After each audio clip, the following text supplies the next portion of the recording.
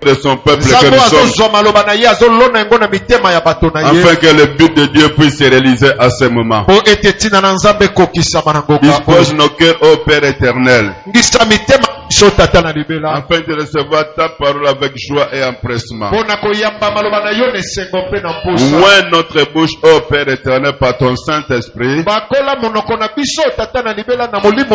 afin qu'il soit un instrument de ta gloire. Donne gloire à ton nom. Nous avons sincèrement besoin de toi, Saint-Esprit. Nous sommes poussés par toi pour parler de la part du Père. Que nous soyons un instrument de la gloire du Père. Au nom de Jésus.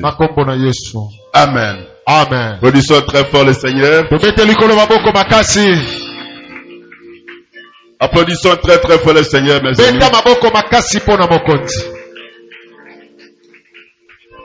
Asseyez-vous.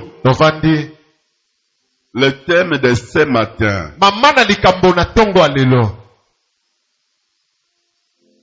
Dieu me relève la tête. Je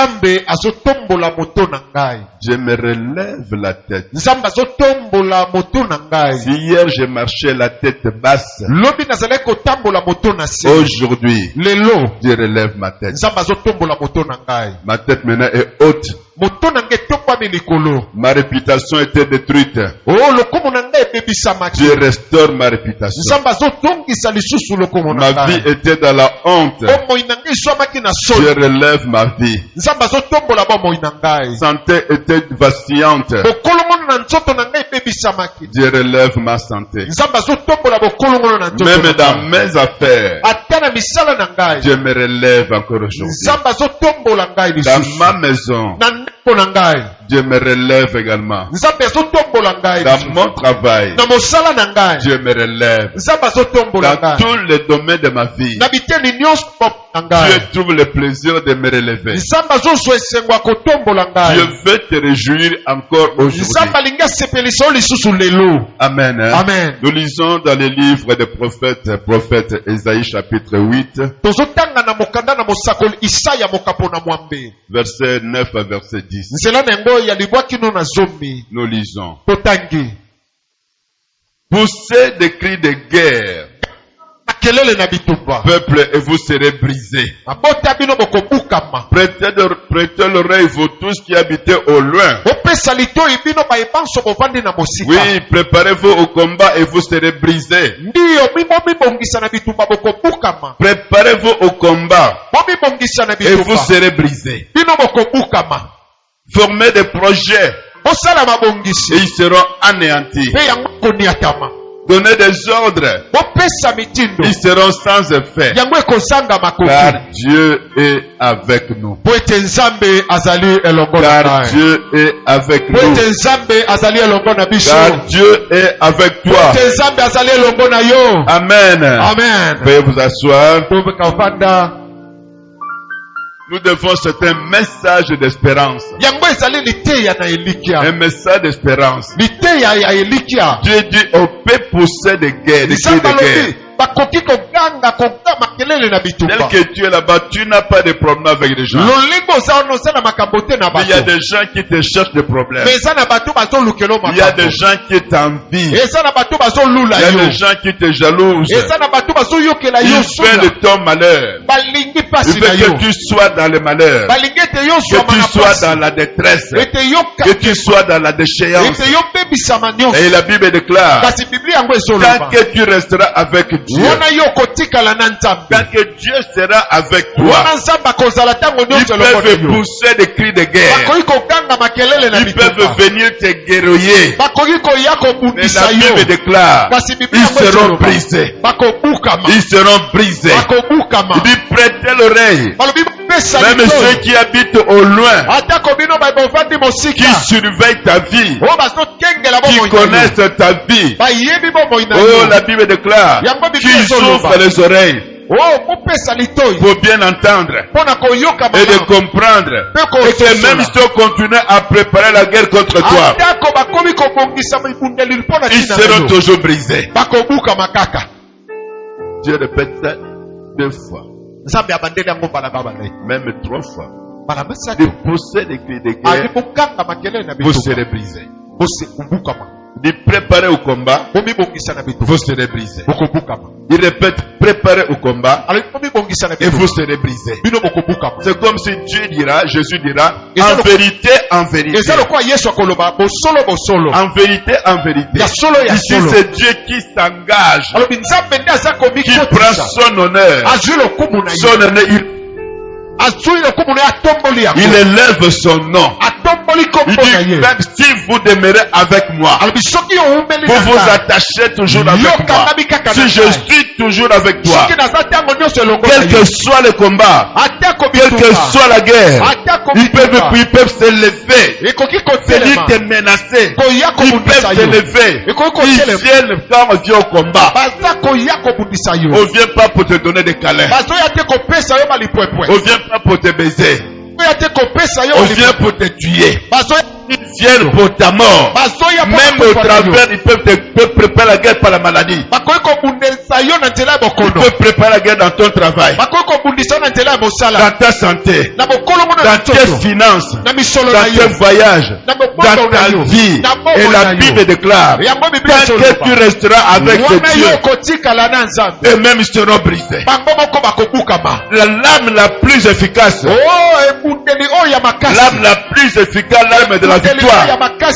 L'arme de la victoire, c'est qui? C'est la communion avec les saints. Si tu t'attaches à ce Dieu, si Dieu est avec toi, si Dieu est avec toi, ils vont préparer la guerre contre toi, mais ils seront brisés. Et Dieu jure par lui-même. Il jure par lui-même. Il dit, préparez vos combats, ils seront brisés. Continuez à préparer vos combats, et vous serez toujours brisés. Parce que moi, Dieu, je suis avec toi. Dites Amen. Dites Amen.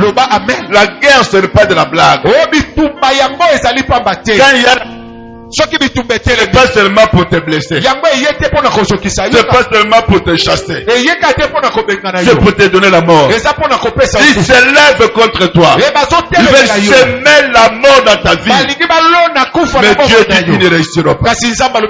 Ils ne réussiront pas, quel que soit le temps où ta maladie a fait. Mais Dieu dit, ils ne te vaincront pas. Ils ne te vaincront pas. Loba, na kombo na Yesu. Atabo sali makita. Atabo yokani. Ete bobundisa ngai. Bobundisa nzoto na ngai. Bobundisa mosala na ngai. Bobundisa banzela na ngai. Bokolonga te. Vous serez brisés. Au nom de Jésus. Amen. Amen. Ça c'est la parole qui sort dans le cœur de Dieu. Et Dieu parle à son peuple. Dieu parle à ceux qui ont confiance à ses salut. Dieu a besoin de ceux qui ont confiance à lui. As-tu confiance à Dieu? Tes ennemis ne te vaincront pas. Place ta confiance à Dieu, mon fils. Tes ennemis seront brisés. C'est la parole de Dieu. Dieu assis dans son trône. Les 4 êtres vivants sont là. Les 24 vieillards sont là. Les anges sont là. Les saints sont là. Et il fait une déclaration. Il peut pousser des cris de guerre. Ils seront brisés.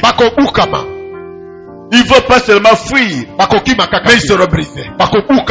Et Dieu le répète 2 fois. Quand Dieu répète 2 fois dans la Bible, c'est que Dieu a déjà signé le décret. Et quand Dieu signe le décret, c'est une déclaration qui vient du cœur de Dieu. Et cela doit se réaliser. Amen. Amen. Amen. Et il continue. Il dit, faut former même des projets contre toi. Les projets seront anéantis. Même si on donne des ordres, le diable lui-même se lève. Il donne des ordres. Tuez-moi cet homme. La Bible dit, tes projets seront anéantis. Et ces ordres seront sans effet. Allez, tuez-moi cette femme. Allez, tuez-moi cet homme. Au deux des ordres sorciers. Tuez-moi cette femme. Tuez-moi cet homme. La Bible dit, il donnerait des ordres. Mais sera anéanti. Sans effet. Pourquoi? Dieu est avec toi. Tant que tu marcheras avec ce Dieu, oh ce Dieu c'est ce bon berger. L'Éternel est mon bon berger. Je ne manquerai de rien. Je ne manquerai de rien. Il est avec toi. Il marche toujours avec toi. Mon beau-frère qui était dans la frontière Cameroun-Congo-Brazza. Mon beau-frère. Le jeune frère Mama Léotine. Alors, Moutoumok Atale Boichi, Mwana Atabo Bonisio Bokolonga Yete. Pona mon esprit à Tatana Yozo Table Longonaye. Tatana Zanastimanaye. Amen. Amen. Est-ce que c'est Tatanaye? Non. Et ça y est, c'est Dieu. Amen. Et Dieu prend la forme de quelqu'un qui t'aime. Il y a un pasteur canadien. Il était mort, mais son père n'avait pas connu sa mère. Maman n'a yakufa qui yazalaki mwana muke. Ayebaki maman na yete. Mais chaque fois quand il était dans des problèmes, et chaque fois qu'il rêve, il retrouvait la solution. Quels que soient les problèmes dans lesquels il se trouve, même dans la maladie profonde, même dans l'échec le plus profond, mais quand il rêve sa mère, il trouvait la solution à son problème. Et Dieu lui a fait grâce. Un jour il est mort, il est allé au ciel pour visiter le ciel. Et là-bas il a vu sa mère telle qu'il le voyait dans les rêves. Amen. Hein? Amen. Amen. Amen. Mais est-ce que c'était réellement sa mère? Non, c'est Dieu. Qu'est-ce que Dieu fait? La mère, c'est l'expression de l'amour. Alors Dieu, dans son amour, il peut utiliser ta mère, il peut utiliser ton père. Comme dans mon village, les femmes transportent le panier au dos. Un fardeau très pesant. Alors il s'est reposé quelque part. Elle veut maintenant retransporter son fardeau. Elle n'en peut pas. Qu'est-ce qu'elle fait? Elle se dit maintenant et Dieu fait. Il ne sait pas d'où il vient.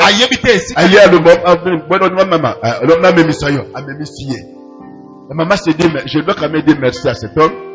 Il se retourne pour lui demander, mais yo wuti wapi, puis je ne te connais pas. Il se retourne, l'homme n'est plus là. L'homme a disparu. Et ils croient que ce sont leurs ancêtres. Ce n'est pas l'ancêtre. C'est Dieu qui envoie un ange pour l'aider, pour le souvenir de tes besoins. Tu peux être dans des problèmes. Tu envoies toujours beaucoup rencontrer des anges, mais sans le savoir. Amen. Hein? Amen. Sans le savoir. Il y avait un frère, je ne sais pas comment, où t'as côté à Salon Okuna. Fait 1h du matin. Azo qui t'a su côté, comment on appelle ça? Côté, wapi?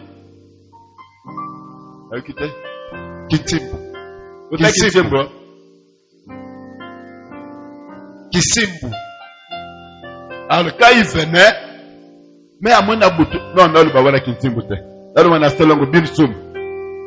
Azo ya kuna sugo bien moko. Mwana mwasi nabutu. Azo ya wana te même. Amonika tata moi. Uso tambo mo bozo banga te mwana boni boyoko. Ok, ouais. On a voulu qu'on a bengane gazo kene suko côté ya lemba terminus. Kuna na so côté la source. Batura baye ba compagnie te ba kumna ndalo lokota. Dans côté ndako bango bake. Après la côté bato ba wuto wapi. Tuna tele ba bato bazate. Amen. Amen. Ce sont des anges. Cette maman du village. L'homme qui veut les transporter maintenant pour l'aider à transporter son poids. Mais c'est un ange. Mais nous avons appelé cette âge de la nzota mutumwido. Parce que soit il n'a qu'à la nzota mundele. Maman nous a gagné le bénin moliso nani wana. Amen. Allah dit que nzota mutumwido peut ailler par ton bolier. Dieu te protège toujours quand tu es avec lui. Tu marcheras toujours avec lui. Il peut prendre la forme qu'il voudra. Parce que nous sommes tous les instruments entre les mains de Dieu. Il peut utiliser n'importe quel instrument. Rien que pour te rendre service. Amen. Amen. À cause de son amour. Si c'est quelqu'un qui t'aime, il peut prendre ta mère, ton père, et c'est Dieu là-bas. Amen. Amen. Il prend la forme humaine pour accomplir le ministère de la miséricorde pour t'aider. Mais il te dit tel que tu es là-bas. Je ne t'abandonnerai point.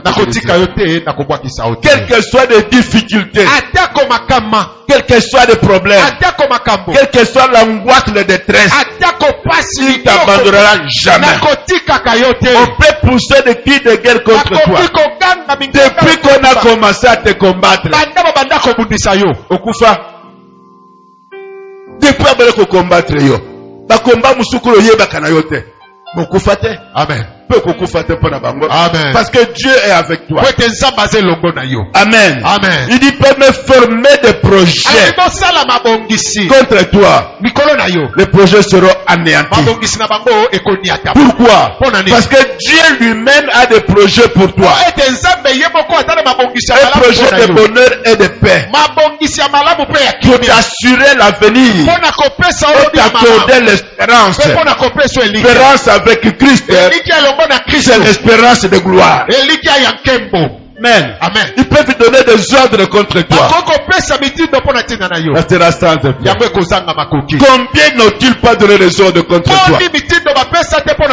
Combien n'a pas eu des ordres contre toi? Ils n'ont jamais réussi. Ils ne réussiront pas. Parce que Dieu ne pourra pas t'abandonner. Amen. Amen. Amen. Amen. Et verset 12 il dit, n'appelez pas conjuration tout ce que ce peuple appelle conjuration. Ne craignez pas ce qu'il craint et ne t'effraie pas. Amen. Amen. Et ne sois pas effrayé. N'appelle pas conjuration comme eux ils appellent. Ce qui le fait peur. Oh, dollar et matitalo. Au lieu comme il passe. Comme quoi enlever bâton bakesh. Mais toi, toi, tu n'es pas là. Amen. Parce que tu es avec Dieu. Dieu l'a si tu es avec Dieu. Il ne permettra pas que tu entres dans la caisse. Amen. Amen. Amen. Et si jamais le permet, et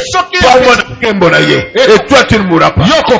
Tu vas découvrir des choses. Mais tu ne mourras pas. Amen. Amen. Amen. Amen. Il dit, toi tu ne parles pas comme eux. Toi tu viens du ciel. Il y a un mystère dans ta vie. Ta vie corporelle et physique est sur la terre. Mais ton esprit est avec Dieu à la droite, avec Jésus à la droite du Père. Amen. Amen. Par rapport, tu n'es pas n'importe qui. Tu es l'enfant de Dieu. Tu es avec Dieu. Et tu es maintenant, tu es l'héritier de Dieu. Par rapport à ta position auprès de Dieu. Amen. Amen. Par ta position, tu es à la droite du Père. Et ils peuvent rien faire. Et tu es l'ambassadeur, l'ambassadrice de Dieu.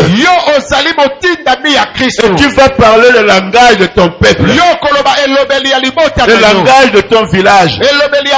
Qui est le ciel. Le langage de Dieu. Ils appellent crise, pour toi il n'y a pas de crise. Parce que tu dois utiliser le langage de la foi. Le langage de la foi. Amen. Amen. Le langage de la foi. Ma mère était morte quand j'avais 8 jours. Maman nanga kufaki wana nazalaki na mikolo mwambe. Au village, na mboka, moi je suis un mbokatier. Et na mboka tozalaki balobi non, c'est un mbokatier, il faut qu'on l'enterre avec sa mère. Et c'est que to kunda ye na maman na ye. Parce que j'avais l'âge tendre. Puti nazalaki penda na muke penda. Bakunda ngala maman. Puisque mpuba bengi mpuku. Les gens sont impolis. Ils disent mpuku oyo bakune bala moko. Ceux qui étaient à Kokufa Kaka, nous sommes obligés de rentrer encore pleurer pour aller pour l'enterrer. Non. Tout sur cette histoire balamoko. Et à dernier moment, il y a un oncle qui s'est levé et dit non, non. Moi, je viendrai seul l'enterrer. Vous comprenez ça? Amen. Et tout ça, j'ai eu la vision. Pourquoi? Si Dieu t'appelle au Kofate, si tu ne meurs pas, à cause de la grâce de Dieu, de l'appel que Dieu a mis, pour que tu te relèves, tu retravailles, tu sais à Dieu comme elle est passée. Tu feras la gloire. Prends la décision. Tu feras la gloire de Dieu. Et puis ces gens-là, comme ils voulaient qu'on a Koufa. Alors, basali baje na bakindoke na baona ko tout asko na nzete na mnande konanga na zoki porta a. Et tra na zoki porta de lungwana zaki 4 à 5 ans. Ba camarade soto so na bango so basali ka musapi boye. Afini ngai bitumba wana na ko bengana ye ba muti ata na ndako na ba kote na ndonga pe na ko na ndako bitumba zo sila te. Na classe so sali ka bona classe. Na ko lando ti ata professeur azala tout ça bitumba ko sila te. Amen. Hein? Amen. Alors je commençais à dire à Dieu. Pourquoi tu as permis à ce rapporter de l'ungu boyko? Comment tu vas quand ça te a fait quoi moko boy? Tenez le boyko nzambe. Ton abane ko regretter. Un jour, nous avons le belinga. Alors tu ne peux voir qu'elle est bien. Tu es mon serviteur. Ne vois qu'elle est bien. Ça signifie Satan andazo laksayo. Tu regardes selon le plan du diable. Tu regardes selon le plan du monde. Alors si tu constates la zone l'action ma benangai. Alors regarde ça ma bête. Ce qu'il y a c'est quoi Satan n'a pas qui au ma bête. Ngai na sauvé yo. Amen. Mais Satan a zo balusa ce que équation. Le kula te ya salinga ma bête yo batelinga ite. Alors pota oyo ezale la loboko na Satan ate pota oyo ezale elembo ya bolingo nanga nzambe pai na yo. Amen. Ezale pe elembo ya vie et survie on a bakisi likolo na yo. Parce qu'il y a qui pas boma yo ngana yake pona pesa yo vie. Mabe nanga wapi? Mabe nanga za wapi? Amen. Amen. Alors j'ai compris. Chaque fois dans ta vie, ce que vous avez pas stress, vous avez pas frustration, va problème belé parce que tu vois des choses sur la vision du diable. Tu vois des choses sur la vision du monde. Mais quand tu regardes sur la vision de Dieu, tu comprendras, tu es l'expression de la grâce de Dieu. Et tu comprendras que le problème dans lequel tu te trouves, c'est la gloire de Dieu. C'est pour ton bonheur. Si Dieu n'était pas là,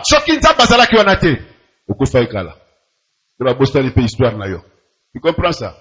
C'est à cause de Dieu que tu es encore en vie. Pourquoi? À cause de la grâce de Dieu qui est en toi. Parce que j'allais bien à vie. Alors les gens ne sont pas contents. C'est pas du lot que tu as bien kakayo. Non, Amen. Amen. Les gens ne sont pas contents. Alors il faut battre les médailles. Mais toi, attache-toi à ce Dieu. Attache-toi à ce Dieu.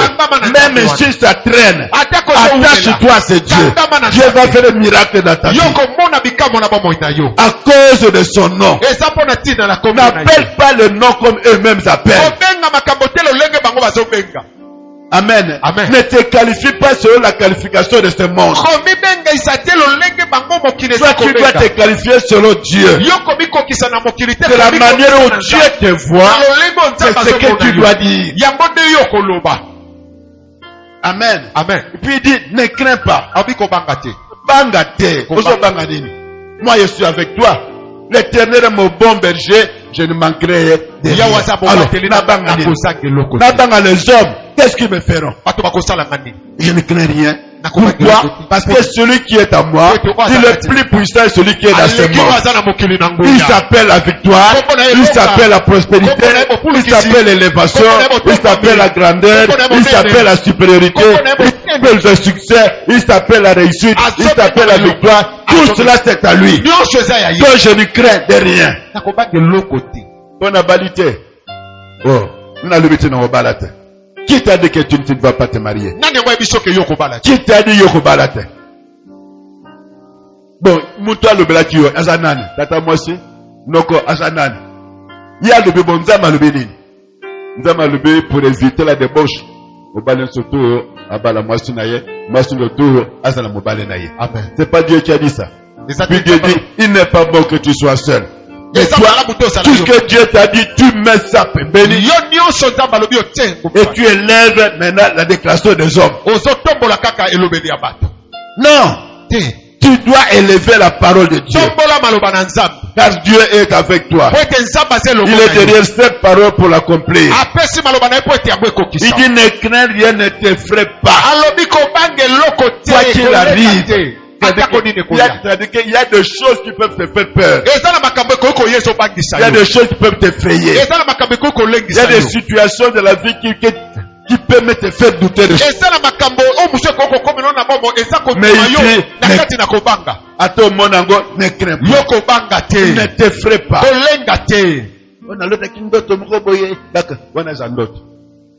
Attends, solo bademo basalaki. Basalini. Parce que Dieu est avec toi. Amen. Tu ne peux pas le craindre. Pourquoi? Parce que Dieu est avec toi. Quand tu te promènes avec un enfant, n'est-ce pas? Mais akimele wapi, akimele epai na yo. Yo peut quel que soit le problème. Amen. Parce que c'est lui le rocher de ton salut. Amen. Le rocher qui te sauve. Il est le rocher des âges. Amen. Amen. Ne t'effraie pas et ne crains rien. Verset 23. Il est dit ceci. Mais les ténèbres ne régneront pas toujours. Molili, c'est ce qui est agressif. C'est l'agression. C'est le manque. C'est la détresse. C'est l'angoisse. C'est la souffrance. C'est la maladie. C'est la pauvreté. C'est la déchéance. C'est le manque de réputation. Tous les malheurs qui t'arrivent dans ton esprit, dans ton corps, dans tes matériels, dans le domaine financier, tout ce qui t'arrive, il n'y a pas de zones. Ils ne vont pas régner toujours.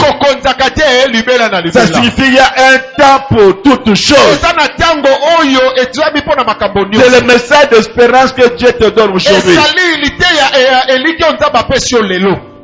Ils ne régneront pas toujours. Ils peuvent régner pendant un temps, mais ils ne vont pas régner toujours. Tu peux avoir les malheurs pendant un temps. C'est comme Moïse. Ils sont avec le peuple Israël. Et derrière eux, ils voient les Égyptiens. Les Égyptiens ne venaient pas le faire pour les caresser. Non. Ils venaient pour les tuer. Et devant eux, il y a la mer. Et commencent à se lever contre Moïse. Moïse dit, moi je viens d'en haut. Il dit, ces Égyptiens que vous le voyez, vous ne les verrez plus jamais. Il dit, bon d'accord, c'est vrai. Bon, bon, ebale olo benini. Atuni nzambe. Nzambe le logo nozanango. Lazina lingenda. Lingenda. Beta ngobana. Abeta boy. Zile fungwami. Amen. Amen. Allez, la côte nakati. Et l'Égyptien était mort. Mais il y a beaucoup, il y a des lingenda de miracles. Lingenda ya bikamo. Mais yo zana miracle, ozana lingenda pa na yo. Ozana lingenda pa na yo. Amen. Ozana lingenda pa na yo e pa na yo. Moko na moko ozana lingenda. Amen. Amen. Amen. Wapi lingenda ngo? Wapi lingenda? C'est ta bouche. Et ça mon noko na yo. Amen. Amen. La Bible dit. Bible est solo. La parole est près de toi. Malobeza pene na yo. La parole est dans ta bouche. Malobeza na mon noko na yo. Lingenda so abeto bo ekogise makambo. Tout ce que tu diras avec la foi, et s'accomplira.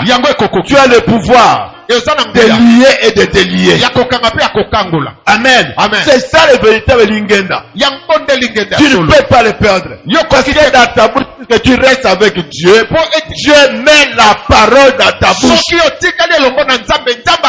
Devant n'importe quelle situation, ouvre la bouche et déclare. Et tu feras la gloire de Dieu. Amen. Tu feras la gloire de Dieu. Il dit les ténèbres ne réunissent pas toujours. Sur la terre où il y a des angoisses. Il y a des angoisses dans ta vie. Les angoisses ne réunissent pas toujours. Il dit que le temps passé, tu étais couvert de l'opprobre. Amen. Mais le temps à venir, il te couvre de gloire. Ok, bien terre. Si dans le temps passé, tu étais couverte maintenant d'opprobre, mais le temps futur, tu verras la gloire de Dieu. Tu verras la gloire de Dieu. Dites Amen. Reçois la gloire. J'anéantis l'opprobre. J'anéantis le sonny. J'anéantis la honte. J'anéantis la pauvreté, le célibat, le chômage, l'échec, la défaite dans ta vie. Je les anéantis au nom de ceux qui habitent le pays de l'ombre et de la mort. Il y a une lumière qui va resplendir en toi. C'est même dans Psaume 23, verset 4. Quand je marche dans la vallée de l'ombre et de la mort, je n'y crains. L'Éternel est avec moi. Ça va l'être me rassure. Je ne peux pas craindre. Même si je suis maintenant dans la vallée de la mort, puis seulement comme en terre, je ne peux pas avoir peur. Parce que je ne suis pas seul. Je ne suis pas seul. Le berger est avec moi. L'Éternel est avec moi. Je n'aurai pas peur car tu es avec moi. Même si de temps en temps j'ai des petites souffrances, je ne crains rien. Car l'Éternel est avec moi. Ça où l'être son bâton me rassure. Il peut me frapper bâton, mais pas pour me faire mal. Il me frappe pour me redresser, pour que je marche dans la stade vision. Je marche dans le chemin qu'il a tout trouvé pour moi.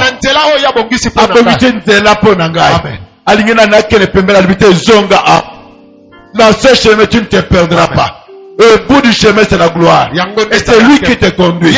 Il est au bon berger. Et si tu ne manqueras de rien, au nom de Jésus. Maintenant, verset 3, toujours Isaïe 9. Il dit quand le joug qui pesait sur toi, le bâton qui frappait ton dos, la verre de celui qui t'opprimait, tu l'as prise comme à la journée de Manga. Tous les fardeaux qu'on te faisait porter, Dieu dit quoi? Il fallait rejeter. Ok. Bafardo bomemi sangai. Tango molai. Lelo oyo. Na bwaki yango. Au nom de Jésus. Lingendo babalaki wa bambanga na mokongo. Na buki yango. O ba frappe ya bandoki. Lelo oyo. Na buki yango. Et comme sans effet. Na bomo inangai. Au nom de Jésus. Fimbo na bango. Obachana katika na esclavage, katika kiotomo, bafimbo na bango, na buki yango, au nom de Jésus, et je déclare, je suis libéré. Je suis libéré. Dans ma prison na bango. Je suis libéré. Dans ma chaîne na bango. Je suis libéré. Na kindoki na bango. Je suis libéré. Dans ma paix na bango. Je suis libéré. Dans ma malédiction na bango. Au nom de Jésus-Christ. tu es libéré. Aucune prison ne peut t'enfermer. Aucune prison ne peut enfermer tes bénédictions. Aucune chaîne de la méchanceté ne peut t'arrêter. Aucun lien de servitude ne peut t'attacher. Tu es libéré. Comme la gazelle dans les mains des chasseurs. Tu es libéré. Comme l'oiseau dans le filet de l'oiseleur. Au nom de Jésus. Au nom de Jésus. Au nom de Jésus. Dans Romains 8 verset 1er. Il n'y a plus de condamnation. Il n'y a plus de condamnation pour toi qui es dans le Seigneur. Toi qui es avec le Seigneur. On t'a condamné. Le Bible le dit. Et ça dit sans effet. Condamnation na bango et pas na yo ezali sans effet au nom de Jésus.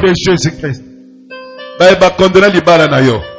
Je déclare ezali sans effet. Amen. Au nom de Jésus. Amen. Ba condamner na chômage ezali sans effet. Amen. Ba condamner suko na manque de salaire ozu musala mais salaire te ezali sans effet. Amen. Ozu musala salaire ezali prime te promotion ezate na telemilango au nom puissant de Jésus-Christ.